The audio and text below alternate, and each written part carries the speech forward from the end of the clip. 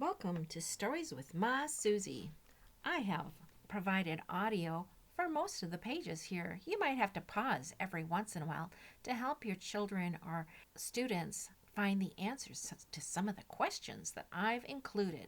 Have fun! April is here. This month's Stories with MaSusy are all about caring, trees, because of Arbor Day, hearing, the letter D, and number 4, the flower tulip, and the color pink.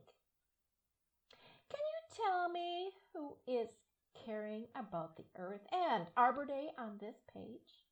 I'll give you a hint. He's planting a tree. Where is a tree that can be planted on Arbor Day on this page? What tells you we are talking about hearing on this page? Is there anything on this page that's pink?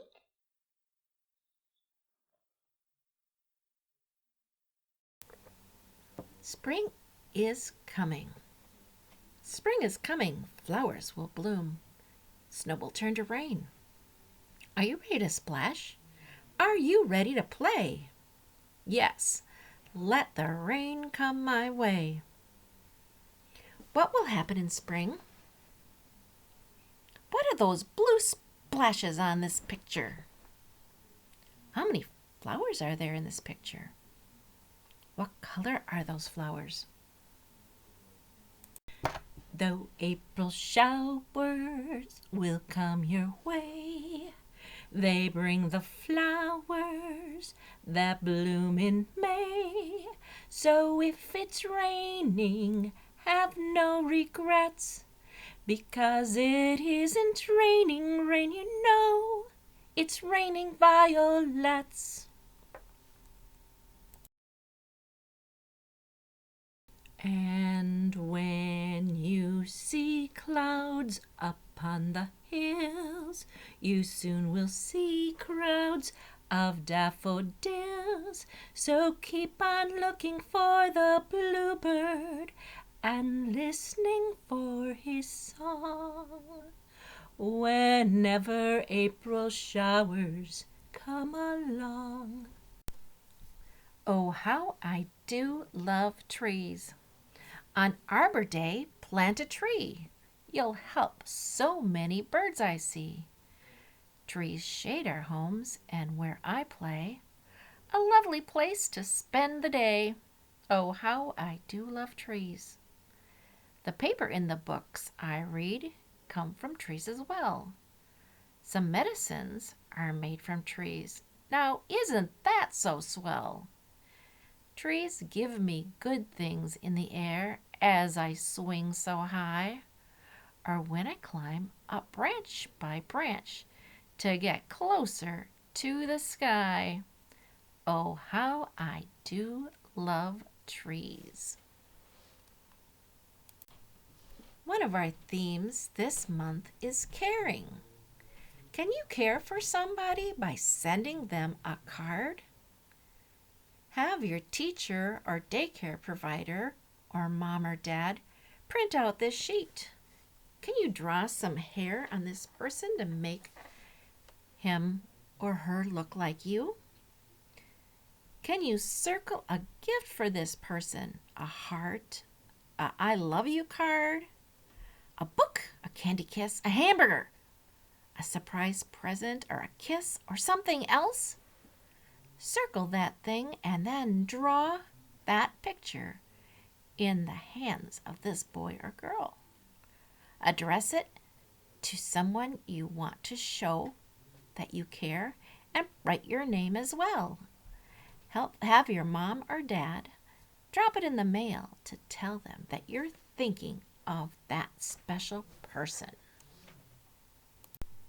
Earth Day or Arbor Day is on April 22nd.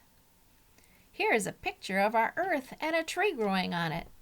We talked about trees already in this packet. We'd like to see lots and lots of trees on our planet to help with the wind will blow and help us find our way in this maze. Can you help the wind blow to the windmill that creates electricity? Can you help the wind blow to our recycling symbol to help make sure all the garbage gets recycled? And can you help the wind blow all the way to that tree? You'll have 3 pathways to take. See if you can find your way. Do it with your finger first, and then with a pencil, and then with a crayon, and then maybe with a marker. Have fun. So now it's time for our story called April's Kitten, written by Claire Turley Newberry. And this is a Caldecott book. There once was a little girl named April who lived in a great big city called New York. She lived there with her mother, Margaret, her father, Charles, and a black cat named Sheba. Now, if you know anything about New York, there is not a lot of room there because there are a lot of people in that city. April and her mother and father and Sheba lived all together in a very small apartment. It was so small, there wasn't even room for April to have a real bed. She was 6 years old and she was still sleeping in her crib. April's father called their apartment a one-cat apartment, and he often told Sheba, "Now don't you go off and have any kittens. This is strictly a one-cat apartment." Well, Sheba wasn't one to listen, because she really couldn't understand because she was a cat. And you know what? She went right ahead and had kittens. 3 of them. 1 black and 2 with tiger stripes. Now, of course, April, being 6 and being a cat lover, thought this was the best thing ever. She would sit on the floor beside Sheba's box and those 3 little kittens, and she would watch them all day. She watched Sheba lick the kittens and nurse the kittens, and the kittens would roll around. Mother would say, "April, come on now, it's time to wash your face and get ready for your day." Ugh, April just hated to leave those kittens. "April, it's time for dinner." Oh, it was so hard to leave those kittens. So April was really happy. But you know who wasn't happy? It was her father. One of the striped ones had a white nose and forehead that made her look like her hair was parted down the middle. Her little paws were so precious too. They were little white and tiny pads of pink underneath. Oh, so sweet. One day, April said, "Mommy, what are we going to name these kittens?" Well, her mother looked down and she said, "Well, how about Tommy or Tiger or Tabby?" I don't know about that. Well, how about Midget or Mouser or Midnight for the little black one? No, I don't know about those names either. This went on for days. April would ask Mom for ideas. At last, April's father said, "Okay, I'm going to name those kittens. Here we go." He went over to where the kitten box was. They already had their eyes open, and they were crawling all over each other, and they were actually quite cute, April's father thought. Let's see. He tickled the black one's fat little tummy, and they all laughed as it stretched and yawned, and its mouth went wide open so they could see the tiniest teeth in the world. "I name you Charcoal," he said. April giggled. She thought that was a great name. Then he touched the next one, the tiger stripe one without any white on it. "I'm going to call you Butch." April laughed. She thought that was so funny, but she liked the name Butch. Okay, that's okay, Daddy. That sounds good." Then the third one with a sweet little white face and the one that looked like its hair was parted down the middle, and April held her breath. "All right, here goes. I'm going to name you Brenda." "Brenda," April said. "Daddy, you're so good at naming kittens." "That's perfect." "Well, thank you, April. I don't think I'm so bad myself." "Now that they're all properly named," he said as he walked out of the room with Mommy, "they're going to be climbing out of that box pretty soon. You better have a home for those kittens." April heard this. "Daddy, aren't we keeping them?" Mommy, can't we keep them all, please?" Her mother stopped for a moment and said, "You know, honey, we can't." She turned to her husband and said, "Why don't we let her keep one of the kittens and give Sheba and the other 2 away?" April's father thought that might not be a bad idea. "Why didn't we think of that before? April, you'd rather have a kitten to play with, wouldn't you?" Well, she had to choose one of them. She knew which one it would be, but she loved them all. Brenda, with her tiny white feet. "But I can't give up Sheba, Daddy.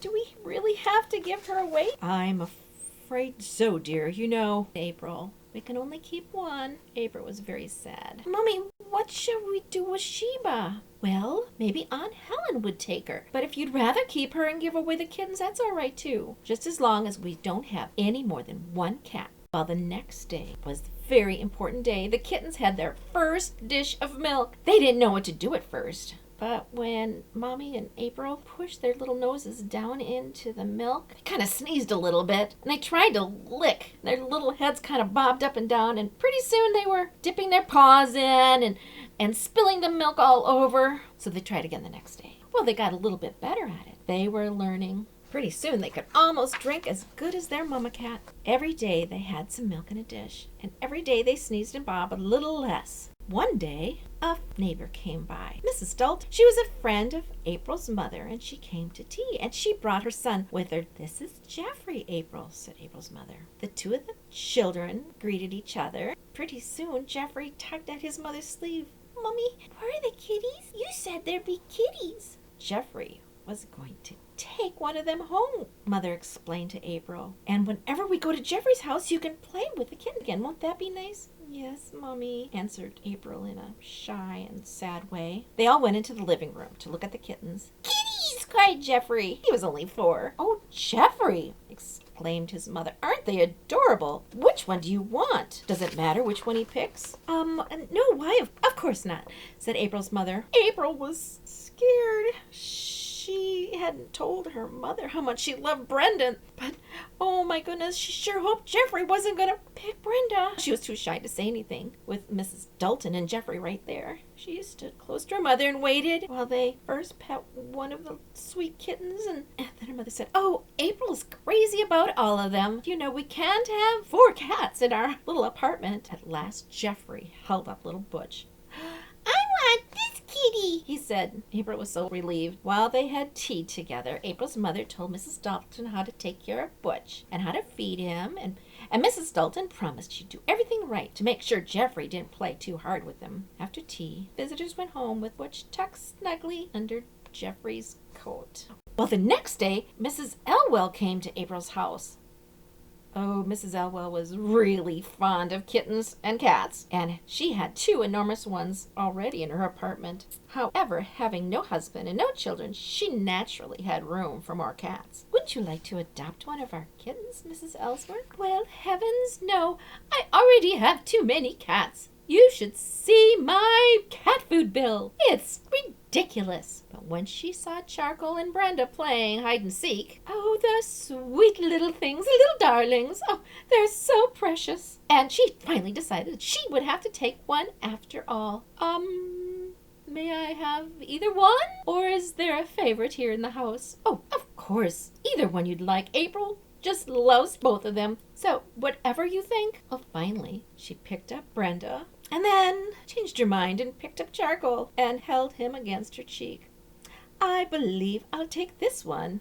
My other 2 cats are black, and so have a matching kitten." Oh, April was so relieved. "I hope your grown cats won't frighten Charcoal. They're so big and he's so little." Mrs. Ellsworth laughed. "It will just be the other way around," she said. "The big cats will be afraid of Charcoal at first. But I'll let you know, but I'm sure after a day or 2 they'll be very happy together." Mrs. Ellsworth took Charcoal home with her, and now there was only Sheba and Brenda left. "April," said Mother after the visitor had left, "tomorrow is Sunday, and we might as well take Sheba out to Aunt Helen's. Daddy could drive us out." April looked very sad. "Honey, are you going to be okay with this? Are you sure you want Sheba to go to the farm, or should we find someone else to keep Brenda?" April swallowed hard. She followed Sheba about, giving her hugs, and she thought about how in the country she might not like it so much. Wide awake in her crib, she thought about Sheba. Would Sheba be happy? Does Helen really want the cat? Well, not really. She'd much rather have a kitten, of course. Helen can give her to one of the neighbors if she doesn't want to keep her. I hope she does find a good home. She's such a nice cat, Father said. "She is a nice cat," said Mother soberly. "I'd feel happy if we're keeping her and giving away the kitten. Most people like kittens." And April heard this. Poor Sheba. She's just used to us. Maybe I will have to give away Brenda to Aunt Helen instead.